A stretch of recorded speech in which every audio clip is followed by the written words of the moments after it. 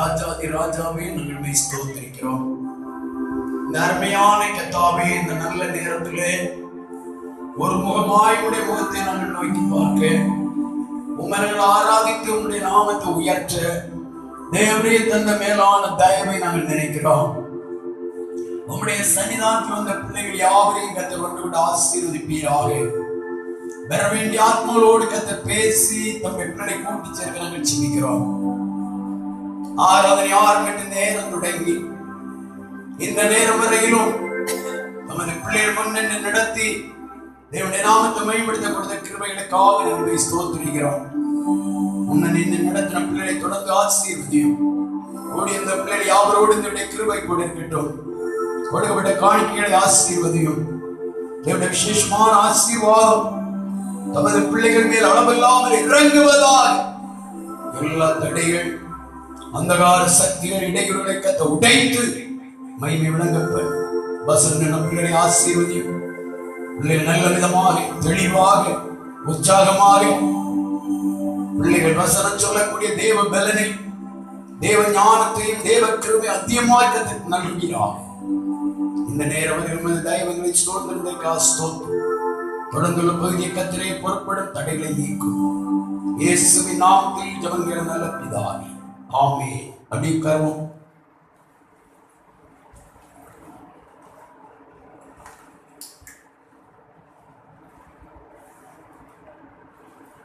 இன்னைக்கு நாம் தேவ சமூகத்தில் வந்திருக்கிறது நமக்கு மிகவும் ஒரு சந்தோஷமான நேரம்.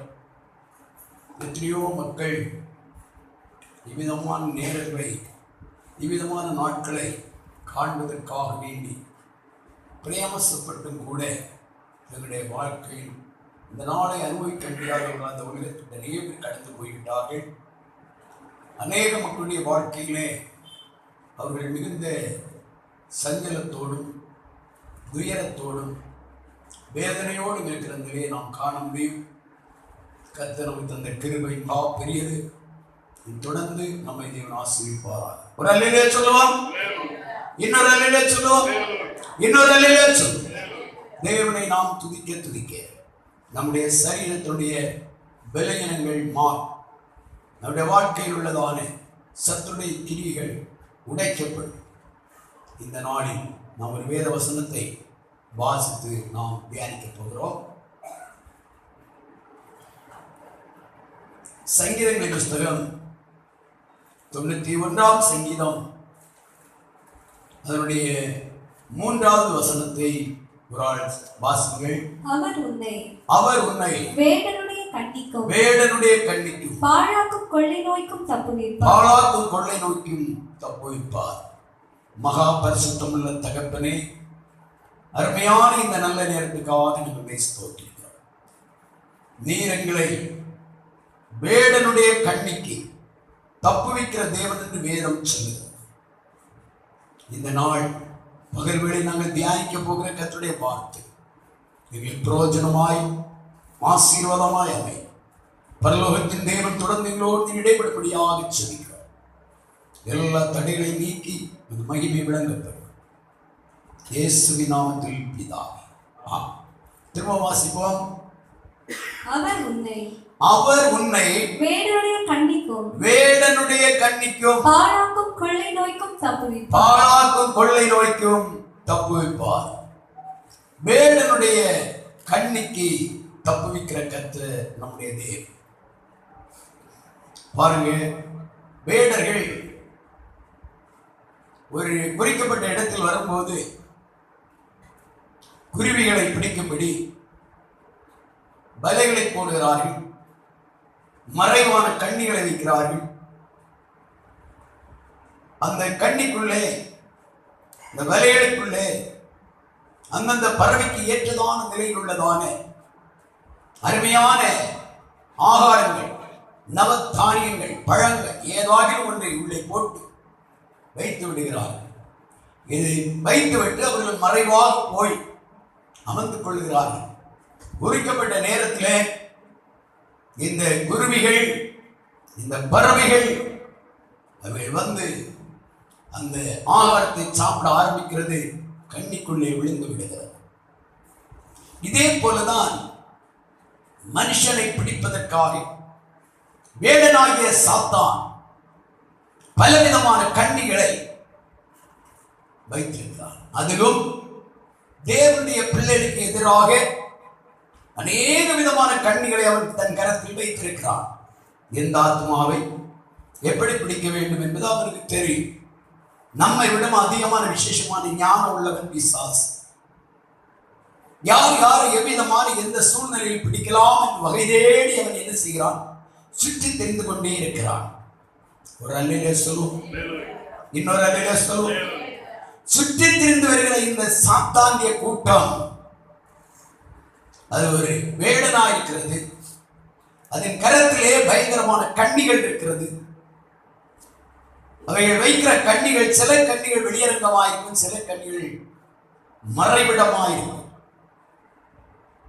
சிலருக்கு வியாதியாகிய கண்ணியை கொண்டிருக்கிறான், சிலருக்கு பயங்கர பயம் நிறைந்த கண்ணியை கொண்டிருக்கிறான், சிலருக்கு பலவிதமான நெருக்கமும் வேதனையும் சஞ்சலமும் உபத்திரம் நிறைந்த கஷ்டங்கள் நிறைந்த கண்ணிகளை கொண்டிருக்கிறான். இந்த நாளில் தேவ சோதனை வந்திருக்க தேவ பிள்ளைகளாகிய நாம் இந்த கண்ணிகளை குறித்து சில காரியங்களை நாம் வாசித்து தியானிக்க போகிறோம். அவர் உன்னை வேடனுடைய கண்ணிக்கு தப்புவிக்கிற கர்த்தர். வேடனுடைய கண்ணி, வேடன் சாத்தான். சாத்தான் எப்பொழுது தன்னுடைய கண்ணிகளை வைக்க ஆரம்பித்தான் என்று பார்த்தால், முதலாவது ஏவாள் ஆதாம் ரெண்டு பேரையும் பிடிக்கத்தக்கதாக முதல் கண்ணியை வைத்தான். வைக்கப்பட்ட கண்ணிக்குள்ளே அவர்கள் சிக்கிக் கொண்டார்கள். காரணம், தேவனுடைய வார்த்தை கீழ்ப்படியாமல் சர்ப்பத்துக்கு செவி கொடுத்து தேவனால் விலக்கப்பட்டதான கனியின் மேல் அவர்கள் ஆசைக்க ஆரம்பித்தார்.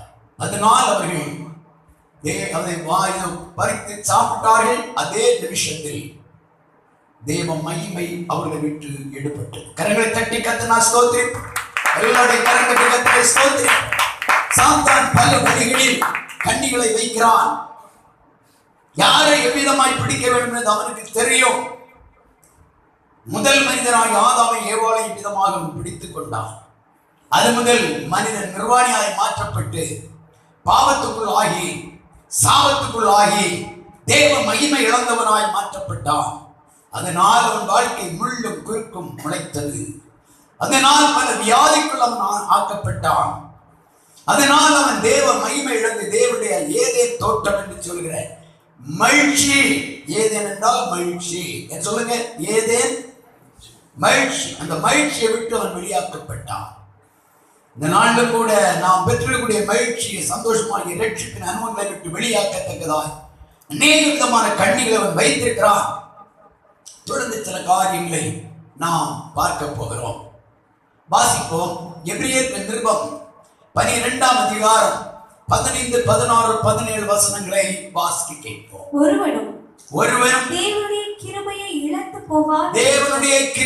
இழந்து போகாதபடி யாதொரு கசப்பான வேர் முளைத்து எழும்பி கலக்கம் உண்டாக்குகிறதினால் அநேக தீட்டுப்படாதபடி ஒருவனும் வேசிக்கல்லனாவது ஒருவேளை போஜனத்துக்காக தன் சேஷ்ட புத்திர பாகத்தை விற்று போட்ட ஏசாவை போல சீர் கெட்டவனாகவும் எச்சரிக்கை, ஒரு எச்சரிக்கை அங்கே கொடுக்கப்பட்டிருக்கிறது. ஏசா பசியோடு வரும்போது அருமையான சிவப்பு கூழ் யாக்கோபு காய்த்துக் கொண்டிருக்கிறார். இந்த ஏசா என்பவர் அருமையான ஈசாக்குடைய மூத்த புதல்வர். இஸ்ரவேல் ஜனத்துக்குள் மூத்த புதல்வருக்கு கொடுக்கப்படுகிற சேஷ்ட புத்திரபாகம் என்பது ரெண்டு காரியம். ஒன்று, இளைய மகனை விடவும் மூத்த பிள்ளைக்கு ரெண்டத்தனையான ஆசீர்வாதம் உண்டு. இரண்டாவது, மூத்த மகனுக்கு ராஜரீக பக்தியம் அவனுக்கு கிடைக்கிறது, ராஜரீக ஆளுகையின் அனுபவம். இந்த அருமையான மேலான சிரேஷ்ட புத்திர பாகத்தை ஒரு சாதாரணமான ஒரு நேரம் பாயசத்துக்காக அந்த கூழுக்காக விட்டு போடுகிறான். வாஸ்து பாருங்கள், ஆதியாகமம் புத்தகம் 25ஆம் அதிகாரம். எல்லாரும் எடுத்துக்கொள்ளுங்க, பைபிள் எல்லாரும் எடுத்துக்கொள்ளுங்க. 32வது வசனம். அதற்கு ஏசா இதோ நான் சாக போகிறேன், இந்த சிரேஷ்ட புத்திர பாகம் எனக்கு என்னத்திற்கு என்றான். இந்த சிரேஷ்ட புத்திர பாகம் எனக்கு என்னத்துக்கு என்றான். அப்பொழுது யாக்கோபு, அருமையான தேவனுடைய பிள்ளைகளே, எனக்கு என்னத்துக்கு என்று அவன் அதை அலட்சியம் பண்ணி யாக்கோபுடைய கையில விட்டு போட்டான். இதனால் பகல் நேரம் தேவனுடைய வார்த்தைகிற தேவ பிள்ளைகளே, யாரை எப்படி பொல்லாத பிசாசானவன் எந்த விதமான கண்ணிக்குள் சிக்க வைக்க வேண்டும் என்று பிளான் பண்ணி அவன் செயல்படுகிற பிசாசானவன், அல்லேலூயா, வேதனுடைய கண்ணிக்குள்ளே தப்பித்துக் கொள்ள வேண்டும் என்றால் தேவனுடைய மறைவிடத்துக்குள்ள நீ இருக்க வேண்டியது அவசியம். 91:4 படித்து பாருங்கள்.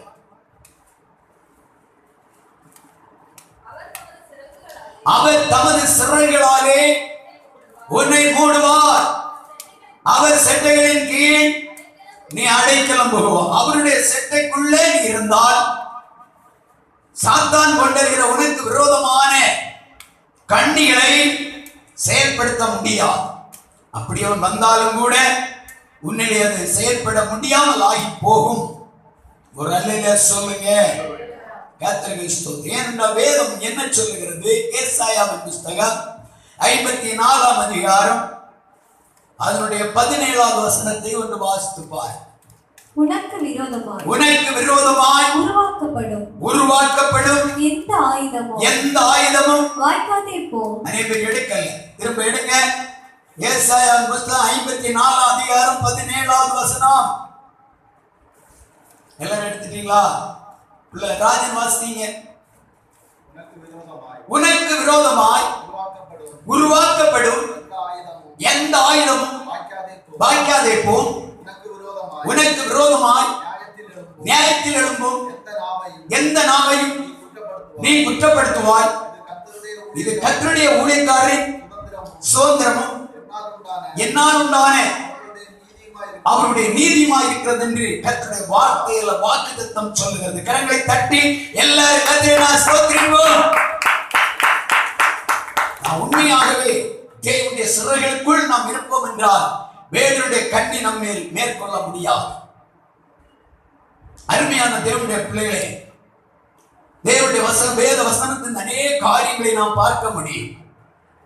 முதலாவது மனுஷனுக்கு வருகிறதான கண்ணி மனுஷனுடைய எரிச்சலின் ஆவி. ஒரு கார் எடுத்தாலோ, ஒரு கட்டிடம் கட்டினாலோ, ஒரு நல்ல ஒரு உத்தியோகம் வைத்தாலோ, அல்லது ஒரு நல்ல தோட்டம் வாங்கிவிட்டாலோ பிற ஜனங்கள் எரிச்சலாக எழும்புகிறார். சிலருக்கு எதிர நேரடியாக எரிச்சல் கொள்ள ஆரம்பிக்கிறார். சிலர் ரகசியமாக எரிச்சல். இது இந்த எரிச்சல் எப்படி வருகிறது? சாத்தானால் உருவாகிற கண்ணிகள். அல்லேலூயா சொல்லுவீங்களா? நல்ல அல்லேலூயா சொல்லுங்க. அதனால் அமிதமாய் எழும்புகிறதான சில நேரம் ரொம்ப சாவுப்பட ஆரம்பிக்கலாம், ஏளனமாய் பேசலாம், பலவிதமான வார்த்தைகள் நம்ம வயது கொட்டி வேதனைப்படுத்தலாம், அம்பை போன்ற வார்த்தைகளை நமக்கு எதிராக எய்து விடலாம். பதறக்கூடாது. அப்ப நல்ல நம்ம ஆண்டவரை துதிக்க ஆரம்பிக்கும். ஆண்டவரே, இந்த வார்த்தைகளை இவர்கள் சொல்லுவதற்காக நன்றி, இவ்விதமா எனக்கு எதிராக பேசுகிறபடியா நன்றி என்று சொல்லி ஆண்டவர் மயமிடு. அவங்க 2 கிலோ சாபத்தை போட்டு உங்களை எரிச்சலா எரிந்து விழுந்து உங்களுக்கு எதிராக எழும்புகிறார்களா? நீங்கள் தேவனை துதியுங்க. 100 கிலோ மடங்கான ஆசீர்வாதம் உங்களுடைய கையில கர்த்தர் கொடுப்பார். கரங்களை தட்டி கர்த்தரை ஸ்தோத்திரி. எல்லாரும் கரங்களை தட்டி கர்த்தரை ஸ்தோத்திரி. அதனால வேடனுடைய கண்ணியை கண்டு பதறக்கூடாது. முதல் கண்ணி மனுஷனுக்கு வருகிறது என்ன? எரிச்சல். என்னை விட அவன் நன்றாய் விட்டானே, அவள் நன்றாய் விட்டாளே என்று சொல்லி எரிச்சல் கொள்ளுவார்கள். வேதம் என்ன சொல்ல? உனக்கு விரோதமாய் உருவாக்கப்படும் எந்த ஆயுதங்களும் அது வாய்க்கவே செய்யாது. கர்த்தருக்கு ஸ்தோத்திரம் உண்டாவதா. வேத புஸ்தகத்தில் மனிதனுக்கு வரும் கண்ணிகளை குறித்து ஏராளமான காரியங்கள் இருக்கிறது. இப்போ சில காரியங்களை மட்டும் பார்த்து தேவனுடைய சமூகத்தை நாம் ஜெபிக்க போகிறோம். யோசுவாவின் புஸ்தகம் அவருடைய 7ஆம் அதிகாரம் 21ஆம் வசனத்தை ஒன்று வாசிக்கிறேன். யோசுவாவின் புஸ்தகம் 7ஆம் அதிகாரம் 21ஆம் வசனம். கொள்ளையிலே நேர்த்தியான ஒரு பாபிலோனிய சால்வையையும் 200 வெள்ளி சேக்கலையும் 50 சேக்கல் நிறையான ஒரு பொன் பாலத்தையும் நான் கண்டு அவைகளை இச்சித்து எடுத்துக்கொண்டேன். இதோ அவைகள் என் கூடாரத்தின் மத்தியில் பூமிக்குள் புதைத்திருக்கிறது.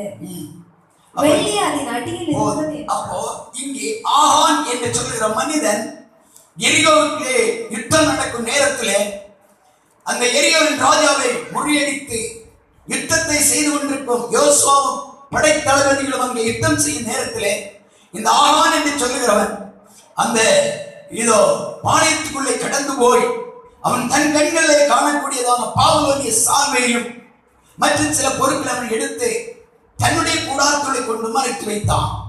அதை எடுக்கக்கூடாதா? வாசித்து பாருங்கள்.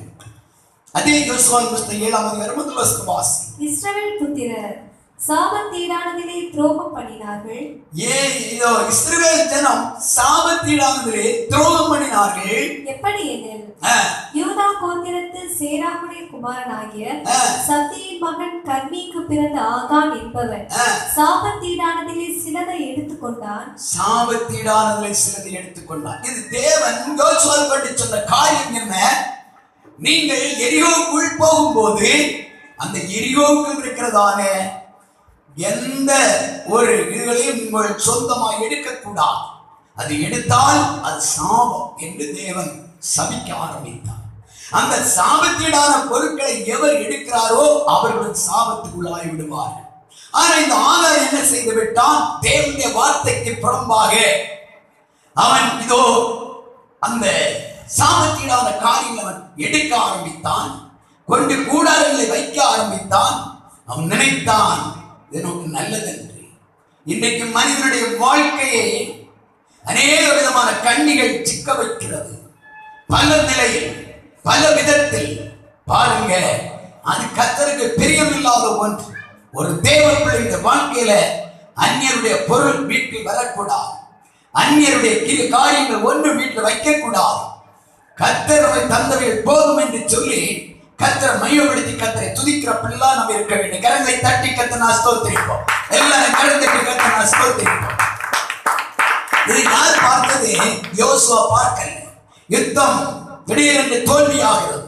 இது என்ன என்று அவர்கள் விசாரித்து தேவசனை கேட்டு கர்த்தர் சொன்னார், உங்கள் ஜனத்துக்குள்ளே இஸ்ரவேல் ஜனத்துக்குள்ளே சாபம் இருக்கிறது.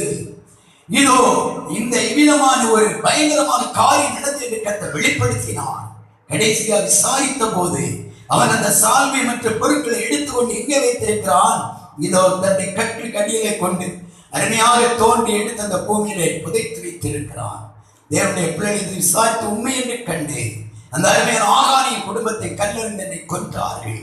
இந்த நாள் பகவலில் தேவனுடைய வார்த்தைக்கிற தேவ பிள்ளையை அவன் எடுத்த சால்வையும் சாபக்கேடான காரியங்களும் அவனுக்கும் அவன் குடும்பத்துக்கும் கண்ணியாக மாறினது. ஒரு அல்லையே சொல்லுங்க. எதை கர்த்தர் வெறுக்கிறாரோ, எதை கர்த்தர் வேண்டாம் என்று சொல்லுகிறாரோ அதை நாம் எடுக்கக்கூடாது. அதை நம்முடைய இல்லத்தில் கொண்டு வரக்கூடாது. ஏனென்றால் நம்முடைய இல்லம் கர்த்தர் தங்குகிற பானை. கர்த்தர் தங்குகிற பாளையமாகிய நம்முடைய இல்லத்திலே எப்போது ஒரு பரிசுத்தத்தை கர்த்தர் எதிர்பார்க்கிறார். நான் பரிசுத்தராய் இருக்கிறது போல நீங்கள் பரிசுத்தராய் இருங்கள் என்று கர்த்தர் சொல்லுகிறார். சில வருஷங்களுக்கு முன்பதாக அருமையான ஒரு சகோதரி இந்த வீடு பக்கத்துல ஒரு கோழி அப்படியே வந்ததான கோழி அந்த அம்மா பிடித்து அடைத்து வைத்தார்கள். ஒவ்வொரு நாளும் அது ஒவ்வொரு முட்டை போட்டு 24 முட்டைகள் 24 நாளாய் போட்டு. உங்க கோழிகள்லாம் போடுதா? அப்படி சொல்லுங்க, போடுதா? யார் நாடியில கை கொடுக்க கவனிங்க. போடல. இந்த மாற்றான் வீட்டு கோழி பக்கத்தில் மேய்ந்து கொண்டிருக்கவே அவள் அதை பிடித்து அடைத்துக் கொண்டாள். நல்ல பலன் கிடைத்த அவள் பெரிய சந்தோஷம். ஒரு நாள் இந்த அருமையான சகோதரனுடைய சரீரத்தில் ஒரு பயங்கரமான பலகீனம் தாக்குது. இது ஏன் இந்த பலகீனம்? ரொம்ப முயற்சி பண்ணி பார்த்தாங்க, ஜெபம் பண்ணி பார்த்தாங்க, ஒன்றிலுமே அது அடங்கல்ல. அவருடைய சரீரம் தளர்கிறது, ஆகாரத்தை புசிக்க முடியல. அவர் அருமையான போதகரிடம் போய் ஜெபிக்க ஆரம்பித்தார். அப்போது இந்த அருமையான போதகர் தேவ ஆவியினால் ஏவப்பட்டு சொன்னாரேம்மா, பக்கத்து வீட்டில் ஒரு கோழிய நீ இப்படி பிடித்து வைத்திருக்கிறார், அது உனக்கு இத்தனை முட்டைகள் போட்டு கொடுத்திருக்கிறது, அது உனக்குரியதல்ல. நீ அங்கே அவருடைய கொடுத்து மன்னிப்பு கேட்டு அவருடைய கையில கொடுத்து விடு என்று சொன்னார். அதே போல அன்றைக்கு அவர்கள் கொண்டு போய் கொடுக்கவும் அன்றைய ராத்திரியிலிருந்து சரீரத்தில் விலகினம் மாறுகிறது. சில நேரங்களிலே அந்நியருடைய சில பொருட்கள் காரியங்கள் நம்முடைய வீட்டிலே வரும்போது அது சாபமா அல்லது கண்ணியாய் மாற்றப்படுகிறது. மனுஷன் தானாகவே சில கண்ணிகளை வருவித்துக் கொள்ளுகிறான். அந்த கண்ணி பெரிய ஆபத்தை கொண்டிருக்கிறது. நாம் மிகவும் கவனமாக இருக்க வேண்டும். அருமையான தேவனுடைய பிள்ளைகளே, அது மட்டுமல்ல, 2 ராஜாக்களின் புத்தகம் 5ஆம் அதிகாரம் 20ஆம் வசனங்கள் படிக்கும் போது வாசித்து பாருங்கள். 2 ராஜாக்களின் புத்தகம் 5ஆம் அதிகாரம் 20ஆம் வசனம். தேவனுடைய மனுஷனாகிய எலிசாவின் வேலைக்காரன் கேயாசி என்பவன் அந்த சீரியனாகிய நாகமான் கொண்டு வந்ததை என் ஆண்டவன் அவன் கையிலே வாங்காமல் அவனை விட்டு விட்டார். நான் அவன் பிறகே ஓடி அவன் கையிலே ஏதாகிலும் வாங்குவேன் என்று கர்த்தருடைய ஜீவன் மேல் ஆணையிட்டு நாகமானை பின்தொடர்ந்தான். இங்கே நாம் பார்க்கிறோம், எலிசா என்று சொல்ல ஒரு பெரிய தீர்க்கதரிசி இருந்தார். அந்த தீர்க்கதரிசி கேயாசி என்று சொல்கிற ஒரு வேலைக்காரன் இருந்தான். நல்ல முடுக்கமான மனிதன், உற்சாகமான மனிதன், எந்த காரியத்தையும் சாதிக்கிறதுக்கு எலிசாவுக்கு உதவியா எல்லா காரியத்திலேயும் வீரதீரமாக இருக்கிற நல்ல ஒரு வேலைக்காரன். ஒரு நாள் சீரிய இராணுவத்திலே படைத்தளபதியாக இருக்கிற நாகமான் என்று சொல்லுகிற ஒரு மனிதன் குஷ்டரோகியா இருந்து கஷ்டப்படுகிறான். எப்ப பார்த்தாலும் உடம்பெல்லாம் பெரிய ஒரு கோட்டை போட்டு சரீரத்தை மறைத்துக் கொள்வான். அவன் கண்ட எல்லாருடைய பணிந்து வணங்குவார்கள். அவன் பெரிய போர் தளபதி. ஆனால் ஒரு நாள் அவனுடைய வீட்டிலே ஒரு சின்ன பெண்மணி இருந்தாள். இந்த பெண்மணி, இந்த சிறு பிள்ளை, இந்த நாகமானுடைய சரீரத்துக்கு இந்த பார்த்து விட்டு சரீரமெல்லாம் அள்ளி கொட்டுகிறது. ரணம் அப்படி சீழ் வடிந்து கொண்டிருக்கிறது. இதை பார்த்ததானே இந்த சிறு பெண் இந்த அருமையான இந்த நாகமானுடைய இந்த எஜமாட்டி அல்லது மனைவி இடத்திலே சொன்னாள், இந்த அருமையான ஆண்டவர் சரீரம் இவ்வளவா இருக்கிறதே, இந்த வியாதி இந்த விடுதல் நிச்சயம் கிடைக்கும். நீங்கள் இந்த இடத்துல போய் தேவ மனிதன் ஒருவர் இருக்கிறார் எலிசா, அவரிடத்தில் கொண்டு காண்பித்தால் அவர் விடுதலை கொடுப்பார் என்று சொல்லி அந்த பிள்ளை சொன்னதின் மூலமாக இந்த நாகமான் தன் படை வீரர்களை சிலர் அழைத்துக் கொண்டு ஏராளமான பொக்கிஷங்களை எடுத்துக்கொண்டு அப்படியே இதோ குதிரையின் மேல் அமிதமா கடந்து போனான். கடந்து போய் எலிசா இருந்த இடத்தை கூடாத்து பகுதி வந்து தன்னை காண்பிக்க வரும்போது எலிசா தெரிய வருகிறான். எலிசா சொன்னார்,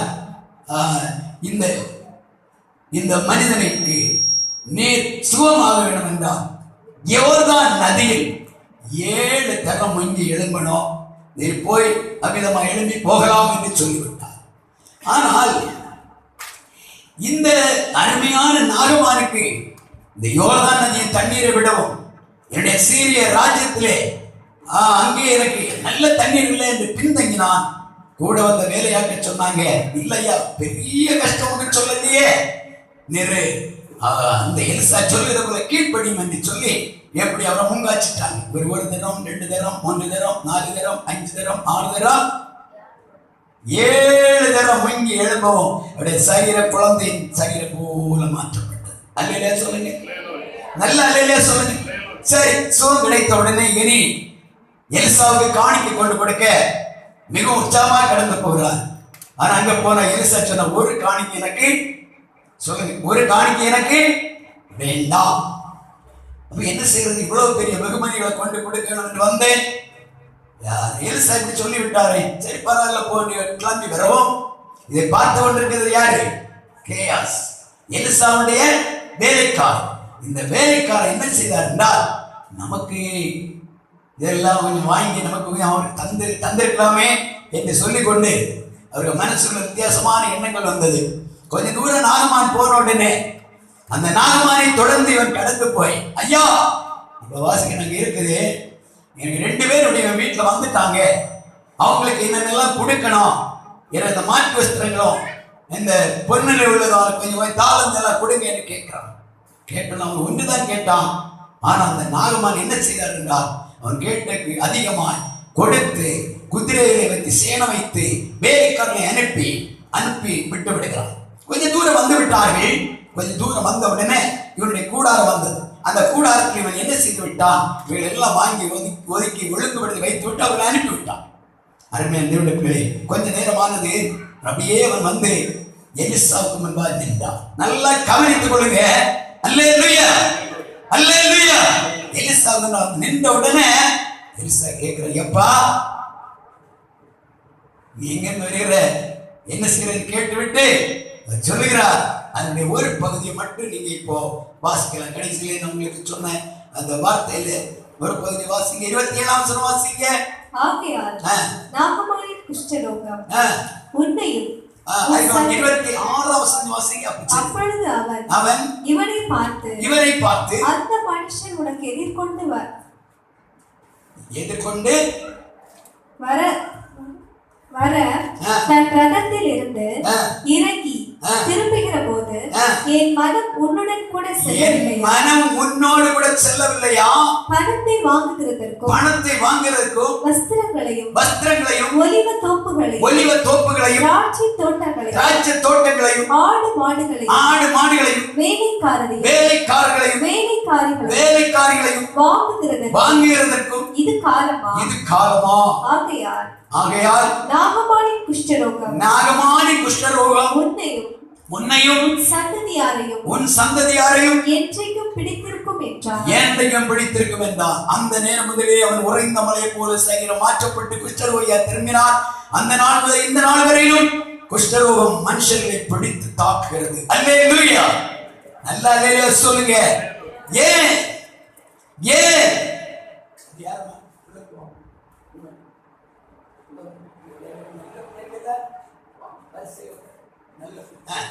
அப்ப ஏன் மனுஷன் தன்னுடைய மனசில் வருகிறதான விருப்பத்தின்படி லஞ்சம் வாங்கி தேவனுடைய பிரியமில்லாத காரியங்களில் ஈடுபட்டு கடைசியாக ஆண்டவருடைய பயங்களை ஆண்டவரால் அன்புப்படுகிற கோபாக்கினியாகிய கண்ணிகளை வருவித்துக் கொள்கிறான். அநேகமான வியாதியை வருவித்துக் கொள்கிறான். அவனுடைய வாழ்க்கை மிகவும் வேதனையோடு பிரச்சனையோடு மாற்றப்படுகிறது. இங்கே இவன் நாகமானுக்கு இந்த குஷ்டரோகத்தை வாங்கிக் கொள்கிறான். நம்முடைய வாழ்க்கையில் எப்போதுமே தேவன் தந்தவைகளை ஆண்டவர் நன்றி என்று சொல்லி எப்போதுமே நம்ம மையப்படுத்தி அதை அனுபவிக்க வேண்டியது நம்முடைய கடமை. ஒரு அல்லேலூயா சொல்லுங்க, அல்லேலூயா சொல்லுங்க. மற்றவருடைய பொருள மற்றவருடைய காரியமா அது இருக்கட்டும். கர்த்தருக்கு எது பிரியம் இல்லையோ அது வேண்டும். தேவனுக்கு பிரியமான எதுவோ அது மட்டும் போதும். அல்லேலூயா. தேவனுடைய பிரியம் இல்லாத காரியங்கள் அநேக குடும்பங்கள் ஈடுபட்டு தங்கள் வாழ்க்கையை சின்ன பின்னமாக்கி கொண்டிருக்கிறார்கள். இப்போ ஒரு விளையாட்டு வந்திருக்கிறது, பப்பி விளையாட்டு. கடந்த நாட்களில் செய்தித்தாளை படிக்கும் போது இதோ அவன் பணம் வைத்து விளையாடி எல்லாவற்றையும் தோற்று சின்ன பின்ன வாழ்க்கையை தானாக முடிக்க வேண்டிய சூழ்நிலை வந்தது. எத்தனை பெண்கள், எத்தனை ஆண்கள் ஏன் இந்த கண்ணியை வருவித்துக் கொள்கிறார்கள்? அவர்களுக்குள் இருக்கிற இச்சையாகிய பாவங்கள் அவர்களை தூண்டி விடுகிறது. இதை கொண்டவர்கள் யார்? பொல்லாத பிசாசாகிய வேடன். வாசித்து பாருங்கள். இந்த 1 யோவான் புஸ்தகம் 2ஆம் அதிகாரம் 15 முதல் சில வசனங்களை வாசித்து பாருங்கள். 1 யோவான் 2 15 16 17 எல்லாரும் எடுத்துக்கொள்ளுங்க. 1 யோவான் 2 15 16 17 உலகத்திலும் உலகத்தில் உள்ளவைகளிலும் அன்பு கூறாதிருங்கள். ஒருவன் உலகத்தில் அன்பு கூர்ந்தால் அவனிடத்தில் பிதாவின் அன்பில்லை. மாம்சத்தின் இச்சையும் கண்களின் இச்சையும் ஜீவனத்தின் பெருமையுமாகிய உலகத்தில் உள்ளவைகள் எல்லாம் அது பிதாவினால் உண்டானது அல்ல, அது உலகத்தில் உலகத்தினால் உண்டானவைகள் உலகமும் அதில் இச்சையும் ஒழிந்து போகும். தேவனுடைய சித்தத்தின்படி செய்கிற தேவனுடைய சித்தத்தின்படி செய்கிறவரோ என்னென்ன நிலைத்திருப்பான். கரங்களை தட்டி கர்த்தரை ஸ்தோத்திரிப்போம். கரங்களை தட்டி கர்த்தரை ஸ்தோத்திரம். நாம் தேவ சித்தம் செய்கிற பிள்ளைகளாக இருக்க வேண்டும். தேவனுடைய சித்தமான ஒன்றுமே நம்முடைய இல்லத்தில் வரக்கூடாது. வேதத்தில் படிக்கிறோம், இதோ இஸ்ரவேலின் பாளையத்துக்குள்ளே நான் உலாவி வருகிற கர்த்தர், நான் பரிசுத்தர். ஆகையினால் இவங்களுடைய பாளையத்துக்குள்ளே அசுசியாக எதற்கு இருக்கக்கூடாது. நான் அந்த அசுசியை கண்டு விலகி போகாதபடி எப்போதும் உங்களை பரிசுத்தமாய் காத்துக் கொண்டு கர்த்தர் எச்சரிப்பு கொடுத்திருக்கிறார். ஒரு அல்லேலூயா சொல்லுவோமா? இங்க இருக்கிற என்னுடைய உங்களுடைய ஒவ்வொரு வீடும் கர்த்தர் தங்கி தாவரிக்கிற பானை, பரிசுத்தமுள்ள தேவன் உலாவுகிற இடம். அந்த இடத்துல தேவனுடைய பிரியமில்லா கண்ணிகள் நாமாகவே தரிசிக்க கூடாது. கண்களின் இச்சை, ஜீவனத்தின் பெருமை, இதோ இதெல்லாம் தேவனால் உண்டானது அல்ல, உலகத்தால் உண்டானது. உலகத்தில் யார் இன்னைக்கு ஆளுகை செய்வது? பொல்லாத பிசாசான். இயேசு தம்மை பிடிக்க வந்ததானே நேரத்தில் சொல்லுகிறார், இதோ உலகத்தின் அதிபதி வருகிறான், என்னிடத்து அவனிடத்தில் கொடுக்க ஒன்றுமே இல்லை என்று சொல்லுகிறார். உலகத்தை ஆண்டு நடத்துகிற அதிபதி பிசாசு. இந்த உலகத்தை நியந்திக்கவும் இந்த உலகத்தை ஆளுகை செய்ய சீக்கிரம் இயேசு வருகிறார். கரங்களை தட்டி கர்த்தரை ஸ்தோத்திரிப்போம். ஹல்லேலூயா, ஹல்லேலூயா, ஹல்லேலூயா. நம்முடைய வீடு எப்போ பரிசுத்தமாக இருக்கட்டும். நம்முடைய இருதயம் பரிசுத்தமாக இருக்கட்டும். நம்முடைய இருதயம் கர்த்தருடைய பாளையம், கர்த்தர் தங்கி தாவரிக்கிற ஆலயம். தொழில் செய்கிற நம்முடைய இடம் தேவன் தங்கி தாவரிக்கிற இடமாக இருக்கட்டும். நாம் போகிற வருகிற இடம் எல்லாம் தேவ தூதர் நம்மோடு கூட உண்டு. எப்போதுமே நாம் மிகவும் கவனமாக இருப்போம். தேவன் ஆசீர்வதிப்பாராக. அடுத்தபடியாக மனுஷனுடைய கண்ணீர் ஒரு முக்கியமான பகுதியை வாசிக்க போகிறோம். 1 புஸ்தகம் 11ஆம் அதிகாரத்தை எடுத்துக்கொள்வோம். 4வது வசனத்தை வாசிக்க கேட்போம்.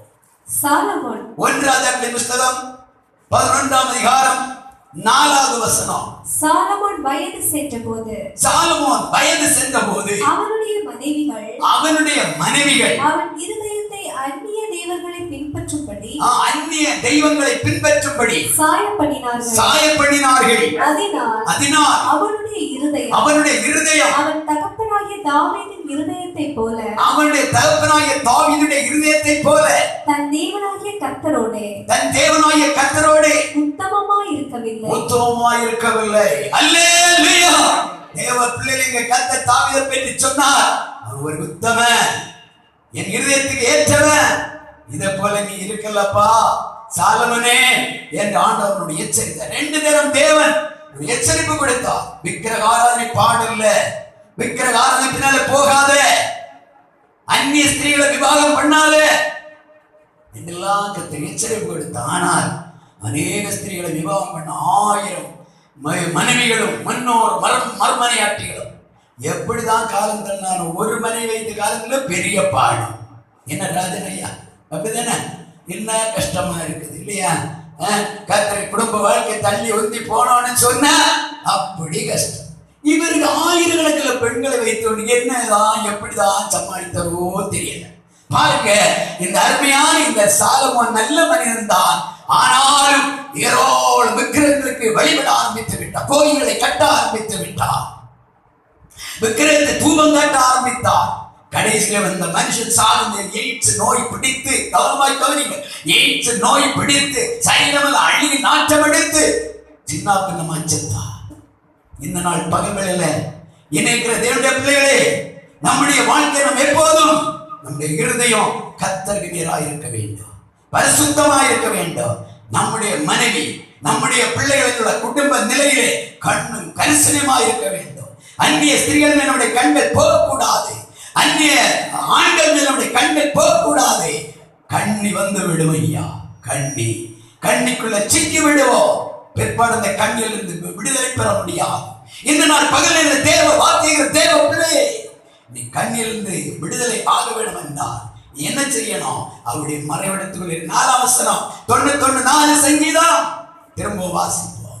ஹல்லேலூயா, ஹல்லேலூயா, ஹல்லேலூயா. வாசிங்கள். அவர் தமது சிறைகளாலே உன்னை மூடுவார், அவர் செட்டைகளின் கீழ் அடைக்கலம் புகுவாய். அவருடைய அடைக்கலம் உனக்கு இருந்தால் மட்டும் நீ தப்ப முடியும். அவருடைய சிறகுகளுக்குள்ள நீ மறைந்திருக்கணும். அந்த சிறகுதானைய தேவனுடைய கிருபை. கரங்களை தட்டி எல்லாரும் கர்த்தரை ஸ்தோத்திரம் பண்ணி வழிபடுத்துவோ. உன்னுடைய வீட்டிலே தேவ கிருபை இருக்கிறதா? ஓ, தேவ கிருபைகள் மறைந்திருக்கிறாயோ? இல்லாவிட்டால் பிசாசானவன் பயங்கரமான கண்ணிகளை கொண்டு போடுவான். யார் யார் எவ்விதமான கண்ணி சிக்க வைக்க வேண்டும் என்று அவனுக்கு தெரியும். அவன் மிகவும் தந்திரம் உள்ளது. இந்த நாள் பகல் வேளையில என்னை கேட்கிற தேவ பிள்ளையை, ஆண்டவரே, நான் உனக்கு இதோ அமர்ந்திருக்கிறேன். இவர் நான் வெள்ளை வெள்ளை கொண்டு உங்களோடு பேசிக் கொண்டிருக்கிறேன். இந்த தேவனுடைய வார்த்தை கொடுப்பதற்காக 2-3 நாட்களாக ஜபித்துக் கொண்டே இருந்தேன். இந்த அதிகாலை 2 மணிக்கு எழுப்பும் போது ஆகிய அந்த வார்த்தையை கொடுத்தார். இதை பற்றி நீ பேசு. நான் உங்களோடு நான் பேசிக் கொண்டிருக்கிறேன். நம்முடைய வாழ்க்கை தேவனுக்கு முன்பாக பரிசுத்தமாக இருக்கட்டும். எரேமியாவின் புத்தகத்தை நான் நேற்று தினம் வாசித்த அந்த வார்த்தையை வாசித்து பாருங்கள். எரேமியாவின் புத்தகம் 17ஆம் அதிகாரத்திலே ஒரு வார்த்தை விதமாக இருக்கிறது. மனுஷனுடைய இருதயம் எப்படி இருக்கிறது? வாசிங்கள். எல்லாவற்றை பார்க்கிறோம். அந்த வார்த்தை, அந்த வசனத்தை உன்னை கரெக்டா சொல்லி விடுங்க. எரேமியா 17:9. எல்லாவற்றை பார்க்கிறோம். இருதயமே திருக்குள்ளதும் மகா கேடுள்ளதுமாயிருக்கிறது. அதை அறியத்தக்கவன் யார்? தேவ பிள்ளையே, நம்முடைய இருதயத்தை இன்னொரு மனிதன் அறிய முடியாது. நம்முடைய இருதயத்தை அறிகிறவர் சர்வ வல்லமையுள்ள தெய்வம். அல்லேலூயா, அல்லேலூயா. ஆனா கர்த்தருக்கு முன்பாக நம்முடைய இருதயம் செம்மையாக இருக்கட்டும். நீதிமொழி புத்தகத்தை படிக்கிறோம். உன்னுடைய கண் நேராய் நோக்க கடவுதென்று. அல்லேலூயா. யாத்திரைகள் போகிறோம், வருகிறோம், தொழிலில் ஈடுபடுகிறோம். நம்முடைய கண் எங்கே போறதுன்னு நமக்கு தெரியாது. சில நேரம் நம்ம அறியாமல் அங்கேயா போகும். நம்ம கவனமா இருக்கணும். கர்த்தரை துதிக்கணும். ஆண்டவரே, என்னை பாதுகாத்துக் கொள்ளும். கண்ணிகளுக்கு நான் சிக்கிவிடக்கூடாது. வேட வைக்கிற கண்ணி எனக்கு வேண்டாம். நம்முடைய இறக்கைக்குள்ள மறைந்து விளக்கி வைத்தார். என்ன செய்ய வேண்டும்? அது அந்த நீதிமொழி ஒரு வார்த்தை வாசித்து பாருங்க. 13ஆம் அதிகாரம் 14ஆம் வசனம் வாசிங்க. நீதிமொழி 13:14. ஹalleluya. ஞானவான்களுடைய போதகம் ஜீவ ஊற்று. அதனால் மரண கண்ணிகளுக்கு தப்பலாம். எத்தனை விதமான கண்ணிகளை கொண்டு வந்தாலும் கடைசியில பிசாசு மரணத்துக்குள்ளே கொண்டு போய் விடுகிறான். இப்போ நான் வரும்போது பாலத்தில் இறங்கி மறுப அந்த இந்த 3 சகோதரர்கள் இருக்கிறார்கள். 3 பேரை அழைத்தேன். ஆலயத்தில் வாருங்கள், ஜெபிப்போம், ஆலயத்தில் வாருங்கள், ஆராதிப்போம் என்று அவர்கள் சொன்னாங்க. ஐயா வணக்கம், நீங்கள் போயிட்டு வாருங்க, நாங்கள் நரகத்துக்காகவே ஆயத்தமாகி விட்டோம். எப்படி அவர்கள் மனசால் சொல்லுகிறது. ஆனா என் தேவன் அப்படி சொல்லல. அல்லேலூயா, அல்லேலூயா. வருத்தப்பட்டு பாரசோக நீங்கள் எல்லாரும் என்னென்ன நான் உங்களுக்கு இந்த பருவத்திலே அநேக பேர் தங்களுடைய வாழ்க்கையை சின்ன பின்னமாக்கி கொண்டிருக்கிறார்கள். குடித்து வெறித்து கர்த்தருக்கு பிரியமில்லாத கிரியைகளை செய்து அறிவதற்கான பாதையில் நடந்து தங்கள் ஆத்மாவின் சரீரத்தை தொலைத்து கொண்டிருக்கிறார். நம்முடைய வாழ்க்கை கர்த்தருக்கு வைக்கப்பட்டிருக்கிறது. நம்முடைய சிந்தை எண்ணம் எல்லாம் எப்படி இருக்கிற கர்த்தர் நம்மை ஆராய்ந்து பார்க்கிறார். அதே எரேமியாவில் படிக்கிற அவன் அவனுடைய வழிகளுக்கு தக்கதாக நான் அவனுக்கு பதில் கொடுப்பேன் என்று கர்த்தர் சொல்கிறார். வாசித்து பாருங்க. அதே 17ஆம் அதிகாரம் 10ஆம் வசனம். கர்த்தராகிய நானே ஒவ்வொருவனுக்கும் அவனவனுடைய வழிகளுக்கும் செய்கைகளின் பலன்களுக்கும் தக்கதை கொடுக்கும்படி இருதயத்தை ஆராய்கிறவரும் உள்ளிந்திரியங்களை சோதித்து அறிகிறவருமாய் இருக்கிறேன் என்று கர்த்தர் சொல்கிறார். அல்லேலூயா, அல்லேலூயா. இந்த உள்ளிந்திரியங்களை ஆராய்ந்து பார்க்கிற கர்த்தர் அநேக பெரிய பெரிய குடும்பங்களை பார்க்கும்போது அருமையான பிள்ளைகளை திருமணம் பண்ணி கொண்டு வந்து கொஞ்ச நாள் தாண்டோன்னு முதல்ல ரொம்ப அன்பா இருப்பார்கள். திருமணம் பண்ணி கொஞ்ச நாள் தாண்டும் போது குடும்பத்தில் ஏதோ நஷ்டம் வந்தால் கஷ்டம் வந்தா இவ அந்த வீட்டுல வந்ததுனாலதான் இந்த தரித்திரம், இவ வந்ததுனால்தான் இந்த பிரச்சனை என்று மருமகளை வேண்டா வேதனை அப்படி சத்தம் போடுவார்கள். அல்லேலூயா. அடுத்த நாள் ஒரு குடும்பத்தை அந்த காரியத்தை கேட்டு எனக்கே ரொம்ப ஆச்சரியம். இதே நேரம் அந்த பையன் ஏற்கனவே அவன் சரியான ஒரு ஒழுங்கில்லாத பையன். இந்த பிள்ளை நல்லா படித்த பிள்ளை. அவள் போன்ல சொல்லி ஜெபிக்க சொல்லுகிறாள், ஐயா இவ்விதமா மாமியார் வேதனைப்படுத்துகிறாங்க, என்ன செய்ய? நீ ஒன்னும் செய்யாத, ஸ்தோத்திரம் பண்ணிட்டாயிரு, ஜெபம் பண்ணிட்டாயிரு. அல்லேலூயா. ஐயா ஒரு வீட்டுல ஒரு பிரச்சனை வருவ காரணம் மூதாவிகளாக இதோ குடும்பத்தின் தலைவர் தலைவிதான் முதல் காரணம். ஏன்? கர்த்தருக்கு பிரியமில்லாத அநேக கன்னிகள் வாழ்க்கையில் வந்து அமர்ந்திருக்கும். ஏற்ற காலத்தினுடைய பலங்கள் கடந்து வரும், அது பின் சந்ததிகளை பிடிக்கும். அல்லேலூயா. ஆபிரகாம் இதோ ஈசாக் யாக்கோபுக்கு சொல்லுகிறார், உன்னுடைய தகப்பனாகிய ஆபிரகாம் நிமித்தம் ஈசாக்கு நிமித்தம் நான் உன்னை ஆசீர்வதிக்கிறேன் என்று கர்த்தர் சொன்னார். சாலமோன் கர்த்தருக்கு பிரியமில்லாத பாதையில் போக கர்த்தர் சொன்னார், என்னுடைய தாசனாகிய தாவீது நிமித்தம் 2 கோத்திரத்தோடு வைப்பேன், பாய்க்கலை கிழித்து துண்டு துண்டாய் போடுவேன். அல்லேலே சொல்லுங்க, அல்லேலே சொல்லுங்க. நம்முடைய பிள்ளைகள் ஆசீர்வதிக்கப்படுவதற்கு நாம் தான் காரணம். ஐயா காலையில் எழுந்து நம்முடைய பிள்ளைகளை வாழ்த்தி ஜெபிப்போம், பிள்ளைகளுக்காக தேவசம் கண்ணீர் வடிப்போம். ஆண்டுடைய சொல்ல உபவாச ஜெபம் ஏன் அலட்சியம் பண்ணக்கூடாது. ஏசா அலட்சியம் பண்ணுகிறான், ஆராதனை அலட்சியம் பண்ணக்கூடாது, குடும்ப ஜெபத்தை அலட்சியம் பண்ணக்கூடாது. நீ அலட்சியம் பண்ண கர்த்தன் அலட்சியம் பண்ணுவா. அல்லேலூயா. அவன் அலட்சியம் பண்ணுகிறான். செழிக்கப்பட்ட பாகம் எனக்கு எதுக்கு? நீ பரலோகத்தை அலட்சியம் பண்ணும் போது கர்த்தனை அலட்சியம் பண்ணுவார். நீ கர்த்தருடைய காரியத்தை உண்மை உத்தமமாய் இருப்பாய் என்றால் உன்னுடைய காரியம் கர்த்தர் உண்மை உத்தமமாய் செயல்படுவார். நீ ஏதோ தானோ என்று ஆராதனைக்குரிய காரியம் உபவாச ஜெபம் குடும்ப ஜெபம் காரியங்களை ஏதோ என்று நினைத்து அங்கே ஓடுவாயானால் கர்த்தர் காரியத்திலே கவனமாக இருக்கிறவன் இதயத்தை தூக்கி பார்க்கிறவர், நிறுத்து பார்க்கிறவர், ஆராய்ந்து பார்க்கிறவர். உனக்கு அந்த நாள் ஆராய்ந்து வர முடியல. கர்த்தர் சொல்லி ஜோமண்டை ஆண்டவரே நான் உண்மை சொல்லுகிறேன், நான் உண்மை சொல்ல ஜெபிக்கிறேன், எனக்கு இருக்கிறவே தான். அன்னைக்குதான் இல்ல கல்யாண வீடு, அன்னைக்குதான் செத்த வீடு, அன்னைக்குதான் முக்கிய பங்கன். உலக ஜனத்துக்கு தேவ ஜனத்துக்கு வித்தியாசம் உண்டு. இஸ்ரவேலே நீ பாக்கியவான், தேவனை தெரிந்து கொள்ளப்பட்ட ஜனமே உனக்கு ஒப்பானவன் யார்? நீ இஸ்ரவேலை நிற்க வேண்டும் என தேவன் விரும்புகிறார். வீணான கண்ணிகளுக்கு இடம் கொடுக்காது. உன் பிள்ளைகள் சாவமாய் மாறும் அல்லவா, உன் சந்ததிகள் வேதனையாய் மாறும். சாவுடைய பின் சந்ததியின் நிலை பரிதா. தேவ பிள்ளையே கர்த்தருக்கு பயந்தவர் கற்பனை கீழ்ப்படி. பிரசங்கின் புத்தகம் தான் சொல்கிறது, கர்த்தருக்கு பயப்படுதான் தேவனுடைய பிரமாணம். தேவனை பயப்படாதபடி இதோ நாம் காணப்படக்கூடாது. ராத்திரி ஒரு 8 மணியா அமர்ந்திருந்து கூடி ஜெபிக்க கர்த்தருக்கு வருவார். 9 மணி இல்ல 10 மணி உன் வீட்டுக்குள்ளே கர்த்தர் உலாவதற்கு இடம் கொடு.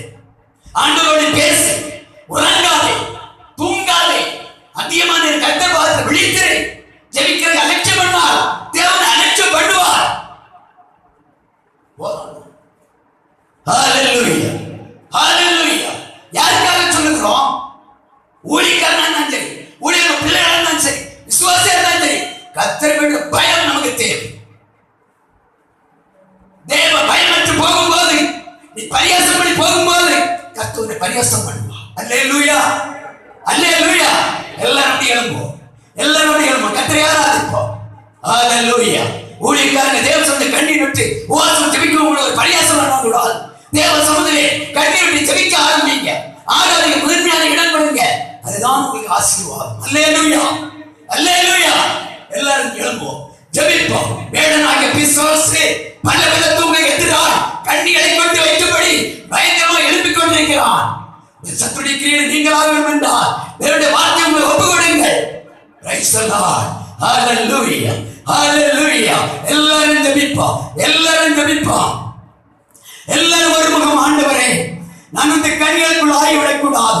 வேடனுடைய கண்ணிக்கு தப்பின குருவியை போல் என்னை பாதுகாத்துக் கொள்ளுங்க, என் குடும்பத்தை பாதுகாத்துக் கொள்ளுங்க, என் பிள்ளைகளை பாதுகாத்துக் கொள்ளுங்க.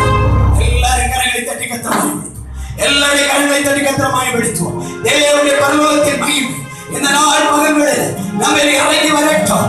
ஹalleluya, ஹalleluya, ஹalleluya. இந்த நாளில் தேவ ஆவியானவரோடு பேசிக் கொண்டிருக்கிறார். உடமாரவாதவா எல்லாருடைய கரம் அடித்தாண்டே துதிப்பா, எல்லாருடைய கரம் அடித்தாண்டே மகிமைப்படுத்துவா. ஹல்லேலூயா. இனி காலம் செல்லாது, தேவனுடைய வருகை சீக்கிரம். தேவனுடைய வருகை சந்திக்க ஆயத்தப்படுவோம். எல்லாருடைய கண்களை மூடி, மாம்சிக கண்களை மூடி, ஆவியின் கண்களை பரலத்தில் திறந்து தேவ சமூகத்தை தெரிவிப்போம். ஆவியானவனை ஒன்று விட இரத்தத்தால் நம்மை கழுவட்டும், பரிசுத்தப்படுத்தட்டும். ஹல்லேலூயா, ஹல்லேலூயா, ஹல்லேலூயா, ஹல்லேலூயா, ஹல்லேலூயா. என் தேவனுடைய வருகைக்கான தகுதியாகும். என்னை கர்த்தருடைய வருகை இருக்க வேண்டாம். நான் நரகத்திற்கு போக அல்ல, பரலோகத்தை நான் சுதந்திரிக்க வேண்டும். அந்த சேஷபத்திரத்தை நான் பெற்றுக்கொள்ள வேண்டும். ஏனோ நான் அலட்சியம் பண்ண வேண்டாம். அலட்சியம் பண்ண நாட்கள் அல்ல. அருமையான தேவ பிள்ளையே, உலகத்தை நீ நேசித்து, உலகத்தில் உள்ளவர்களை நீ அன்பு கொண்டு உன் நாட்களை கடத்தி கொண்டு போகும்போது தேவனுடைய ஆசீர்வாதத்தை எப்படி பெற்றுக்கொள்ள முடியும்? ஹல்லேலூயா, ஹல்லேலூயா, ஹல்லேலூயா, ஹல்லேலூயா. உடா ராபா லபாஷா தீகவ ரௌடரா கௌடரா லபாஷா. இயேசுவே, நம்மை ஆராய்வோம், நம்மை தேவன் கர்த்தர் அர்ப்பணிப்போம். பரலோகத்தின் தேவனுடைய சத்தியத்தை, தேவனுடைய வார்த்தைகிற நம்முடைய வாழ்க்கையிலே நம்மை ஒன்று விட கருத்து நம்ம அர்ப்பணம் பண்ணுவோம். நம்முடைய சமூகத்திலே அலட்சியம் பண்ண நிலை எனக்கு வேண்டாம். தேவனுக்கு காரியத்தை அலட்சியம் பண்ணக்கூடாது. எனக்கு கிருபை தாங்க, எனக்கு கிருபை தாருங்க. ஆமென். நீ விரும்புகிற பாதையை நான் செல்ல, நீ விரும்புகிற ஆராதனையை நான் ஏறெடுக்க, நீ விரும்புகிற பரிசுத்த வாழ்க்கை செய்ய எனக்கு கிருபை தாருங்க. கண்ணியோட எல்லா தேவர்களையும் கேட்போம். ஹல்லேலூயா. பரிசுத்தராகிய தேவன் நம்முடைய மத்தியில் ஆடிக் கொண்டிருக்கிறார். ஹல்லேலூயா, ஹல்லேலூயா, ஹல்லேலூயா, ஹல்லேலூயா, ஹல்லேலூயா, ஹல்லேலூயா, ஹல்லேலூயா, ஹல்லேலூயா. எல்லாரும் கரம் பிடித்து கர்த்தரை படுத்துவோம். தேவனுடைய மகிமை நம்மை ஆளுகை பண்ணட்டும். இந்த நாள் பகல்களிலே உம்முடைய மறைவிடத்தில் மறைங்கப்பா. நான் எப்போ உங்களுக்கு பிரியமாக இருக்கணும், உம்முடைய சித்தத்தை செய்யணும். என்னுடைய நோக்கம் என்ன? ஆண்டவரே, நான் என் பிள்ளைகளோ உங்களுக்கு சாட்சிகளாக இருக்க பகவத்தின் நேர்மையான சோதனத்தை நான் பெற்றுக்கொள்ள என்னை தகுதிப்படுத்தும், என்னை தகுதிப்படுத்தும், என்னை தகுதிப்படுத்தும், என்னை பரிசுத்தப்படுத்தும். இந்த பரிசுத்தம் எனக்கு போதாது, இந்த பரிசுத்தம் எனக்கு போதாது. என்னை சுத்திகரியும் ஐயா, என்னை பரிசுத்தனை கழுவுங்கப்பா.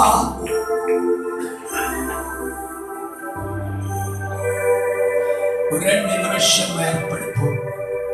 ஆண்டவரே, கைகோப்போம். ஆண்டவரே, உம்முடைய பிரசன்னம் இந்த இடத்துல ஊற்றப்பட்டு கொண்டிருக்கு. நான் ஏனோ தானோ என்று வந்துவிட்டு போகல.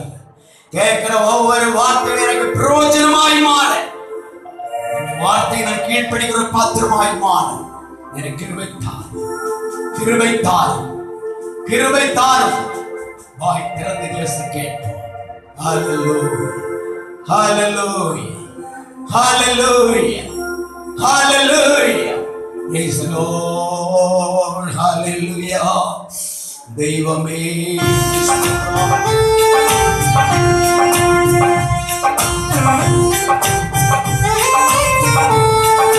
எல்லாரும் சேர்ந்து கரமடித்து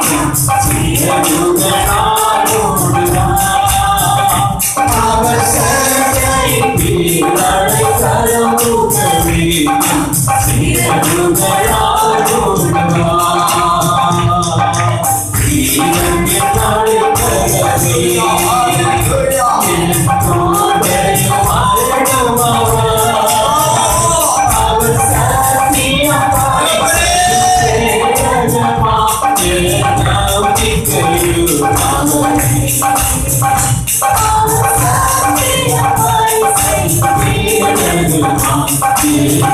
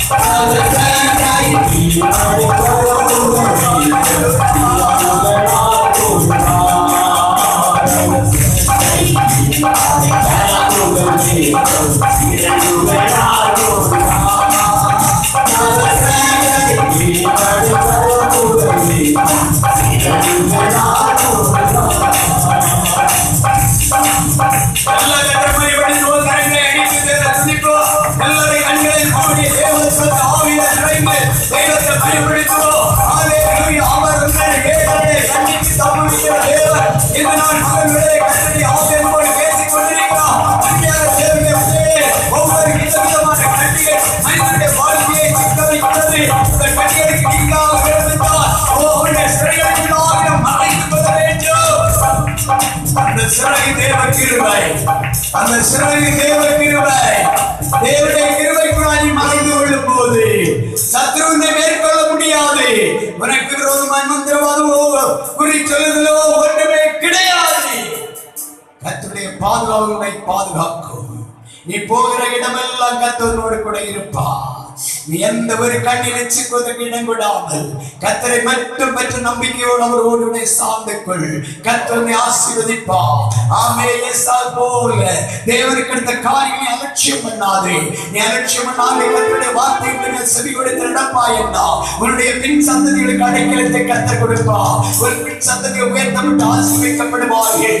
எல்லாருடைய கரத்தட்டி கர்த்தரை நான் ஸ்தோத்திரிப்பார். எல்லாருடைய கரத்தட்டி கர்த்தரை ஸ்தோத்திரிப்பார். பரலோகத்தின் தேவன் நம்மோடு கூட பேசிக் கொண்டிருக்கிறபடியா கர்த்தரை நான் ஸ்தோத்திரிப்போம்.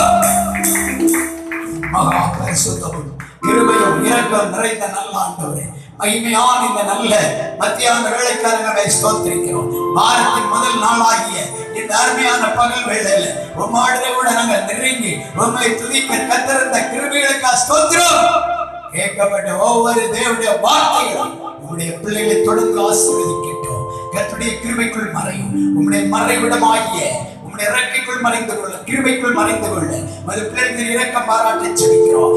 பொல்லாத பிசாசாகிய வேடனால் வருகிற சகல கண்ணிகளுக்கு நீங்களாகி தங்களை பாதுகாத்துக் கொள்ள, தங்கள் குடும்பத்தை பாதுகாத்துக் கொள்ள, வரும் தலைமுறையை பாதுகாத்துக் கொள்ள ஆவியானவர் தமது பிள்ளைகளை பேசுகிறீரே. கர்த்தருடைய காரியங்களை அலட்சியம் பண்ணாதபடி ஒவ்வொன்றுக்கும் செவி கொடுத்து கீழ்ப்படிந்து நடக்கிற மக்களால் மாற்றுங்க, ஆசீர்வதிங்க. அந்த யாருடைய சமாதானத்தோடு அனுப்புங்க. துதி கன மகிமையாம் இந்த வேளை உமக்கே நாங்கள் திருத்துகிறோம். இயேசுவின் நாமத்தில் ஜெபங்கள் நல்ல பிதாவே. என் ஆத்துமாவே கர்த்தரை ஸ்தோத்திரி, என் முழு உள்ளமே அவருடைய பரிசுத்த நாமத்தை ஸ்தோத்திரி. என் ஆத்துமாவே கர்த்தரை ஸ்தோத்திரி, கர்த்தர் செய்த சகல உபகாரங்களை மறவாதே. ஆமென். நம்முடைய கர்த்தராகிய இயேசு கிறிஸ்துவின் கிருபை, பிதாவாகிய தேவனுடைய அன்பு, பரிசுத்த ஆவியானவருடைய ஐக்கியம் நம் அனைவரோடு கிறிஸ்துவின் வருகை மட்டும் சதா காலங்களில் தங்கியிருப்பதாக. ஆமென். ஆமென்.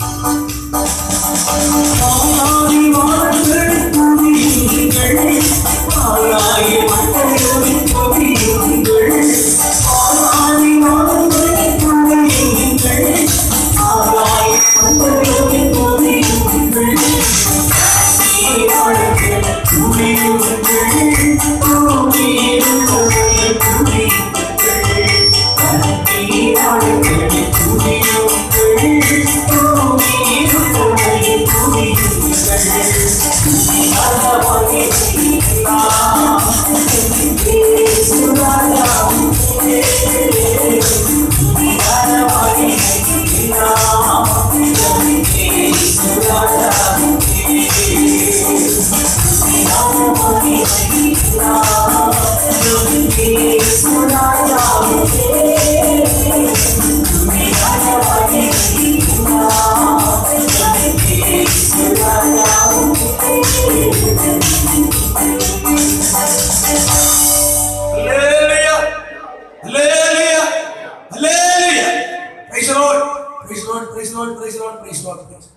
சாயங்காலம் 6 மணிக்கு திருவிழா ஆராதனை.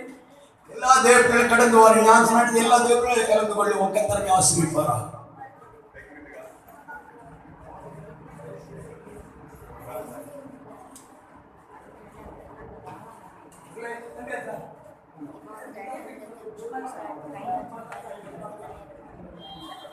Hallelujah.